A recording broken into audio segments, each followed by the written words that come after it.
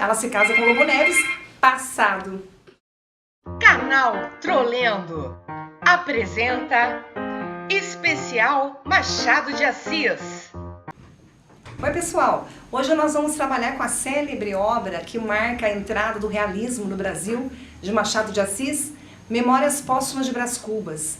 É uma obra de 1881 que tem 160 capítulos, então ela é bastante grande. Os capítulos são curtos, que é uma característica da escrita machadiana, são muitos capítulos e capítulos curtos. Nessa obra, nós temos um narrador que é defunto, então ele vai narrar as suas experiências em vida depois que morre. Então o título, né, é meio irônico. Memórias Póstumas de Brás Cubas, a gente espera que ele fale sobre a sua própria morte. No entanto, o Brás vai narrar a sua vida. Daí você pode me perguntar, mas o porquê que o narrador, então, já que morreu, por que ele não conta da sua morte? Porque como ele já morreu, ele não precisa esconder mais nada de ninguém. Então ele vai se mostrar nessa obra, né, o mais possível real, e vai desfazer muitas vezes, né, algumas características que em vida ele tinha. O Brás Cubas então nasce numa família de classe média alta, no século XIX, e aí ele vai narrando desde a sua infância até a sua morte. Mas esse processo é um vai e vem, então não é um processo que acompanha uma linha do tempo. Então vamos a ele. As primeiras cenas acontecem durante o enterro do Brás, e ele avista mais ou menos 11 pessoas. E aquilo chama atenção, né? Ele vai dizer, nossa, quando eu era vivo tinha tanta gente ao meu redor, agora que eu morri só tem 11 pessoas. E dessas 11 tem uma que está bem afastada. É uma mulher toda de preto e que começa, chora, está sensibilizada, emocionada. E nós vamos saber só no decorrer da narrativa quem é essa mulher. Então ele vai nos contar sobre o discurso que o seu cunhado Cotrim havia feito, num tom bem irônico, que é uma característica bem machadiana, né? Falar uma coisa para ser entendida como outra. O Cotrim fala mais ou menos assim: vejam, até o dia se entristece, chove, né, as saudades desse que nos deixa, que seria o Brás. Mas ele corta esse discurso e nos diz assim: nada que algumas apólices de seguro, né, deixadas no nome do Cotrim, fizessem que ele me homenageasse. Então nós temos uma ironia aí. Daí há um corte e aí realmente a gente vai voltar no tempo. Esse narrador nos leva lá na infância e vai nos contar as peripécias do Brás. Um menino que era tido na vizinhança como um encapetado, muito mimado pelos pais, tinha um escravo de estimação, e esse escravo é muito importante porque tem uma característica que o Machado quase não usa na sua obra, e nessa especificamente aparece, que é o determinismo. Ele tinha um escravo de estimação, ele e o seu melhor amiguinho, que era o Quincas Borba. Esse escravo chamava Prudêncio, e ele e o Quincas Borba montavam os seus escravos particulares para disputar corrida a cavalo.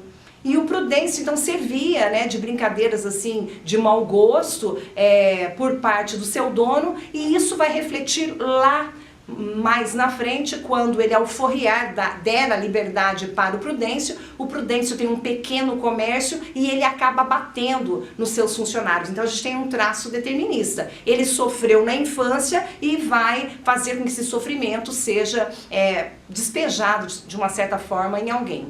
Esse menino cresce, né, se torna um adolescente, e adolescente ele vai conhecer uma prostituta, na época chamada cortesã, chamada Marcela, uma mulher muito bonita, muito cortejada na época, e ele se envolve, e ali vai muito dinheiro, até que o pai descobre e diz que não era possível, né, manter essa prostituta, ela era muito cara, e esse pai então resolve dar como castigo para o filho um estudo na Europa. Então o Brás vai para a Europa, e no final desse capítulo aparece uma das ironias mais finas de Machado de Assis, que é: Marcela amou-me durante 11 meses e alguns contos de réis.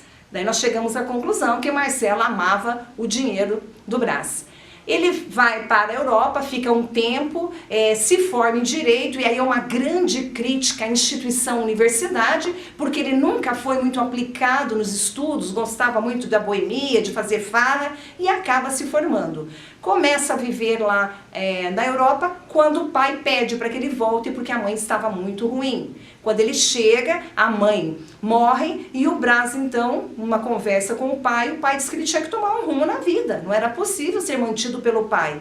E o pai, então, indica para o Brás, né, já que ele não gostava, né, de trabalhar, o pai tem uma ideia: meu filho, vai ser político, eu vou empregar aí um dinheiro na sua campanha eleitoral, vou contratar um cabo eleitoral chamado Lobo Neves, que vai ser aquele que vai guiar no caminho da política. E nesse ínterim, num dos bailes da corte, ele conhece uma mulher, que é a Virgília. A Virgília é típica personagem machadiana. Não é linda, maravilhosa como a personagem romântica, mas ela é muito sensual, ela é muito perspicaz. E o Brás gosta, se apaixona por Virgília e eles começam a namorar e pensam em se casar.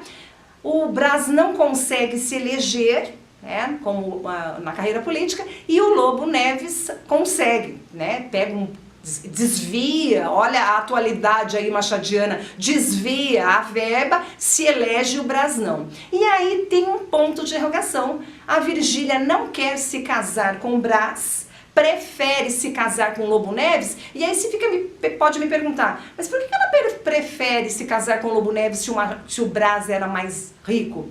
Poder.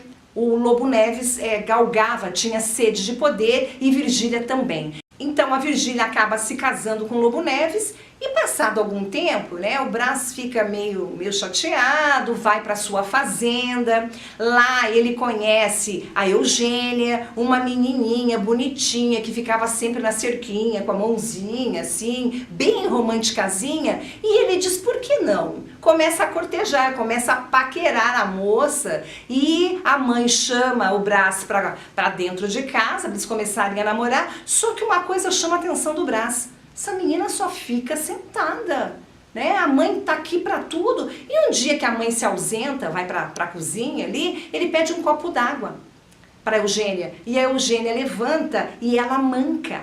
E aí é um capítulo bem politicamente incorreto do Memórias Póstumas de Brás Cubas, que ele fica questionando: tão bonitinha, mas ela manca. Tão educada, mas ela manca. E o que acontece? Ele dá o pé, não aparece mais, deixa a menina lá toda desiludida. Ele volta para o Rio de Janeiro e lá num baile ele revê Virgília. E pelo que ele nota, a Virgília não está muito feliz assim com o casamento. E aí eles se reencontram e reatam esse namoro, digamos assim. E aí, pessoal, eu tenho o primeiro triângulo amoroso realmente consolidado na obra aí, na literatura brasileira. Por quê?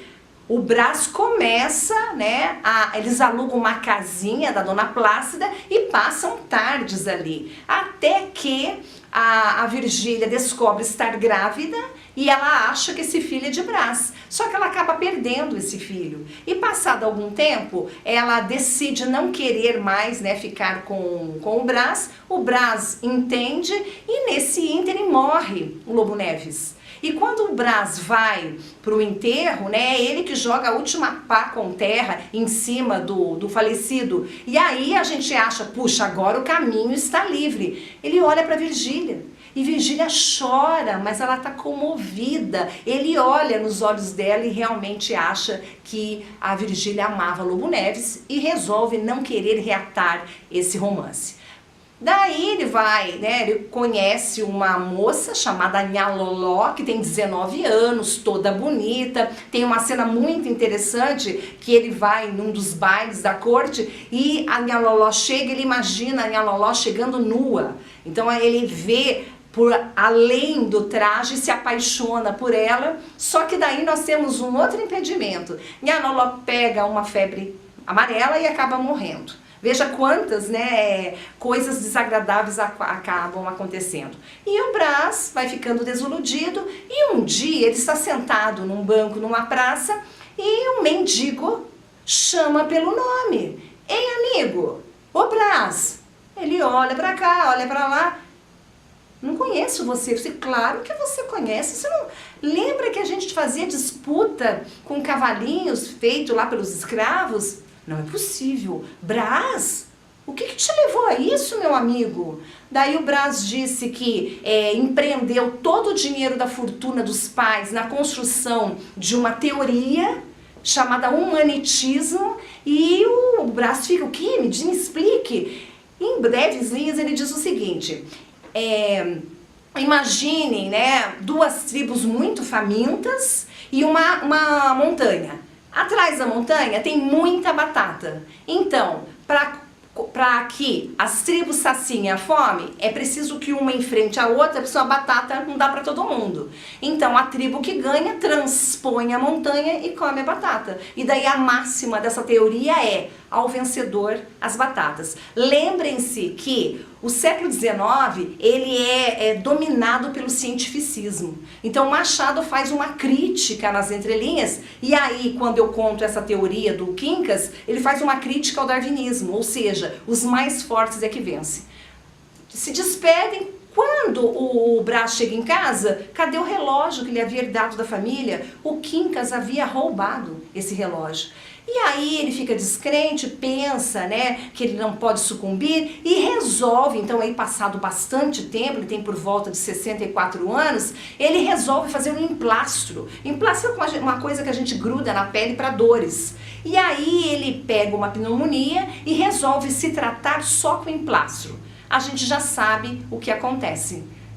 E aí o que nós temos no final? Um capítulo assim, modelo na literatura brasileira, que é o capítulo das negativas, em que o Brás diz assim: não trabalhei, não precisei suar, né, o meu rosto para conquistar o meu pão.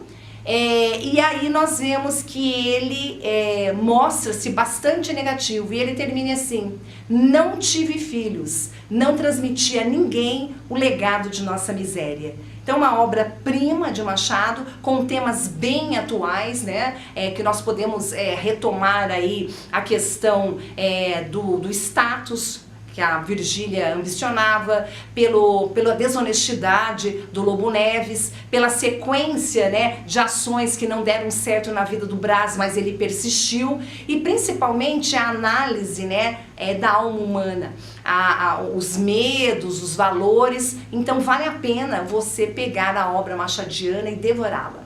Inscreva-se no nosso canal.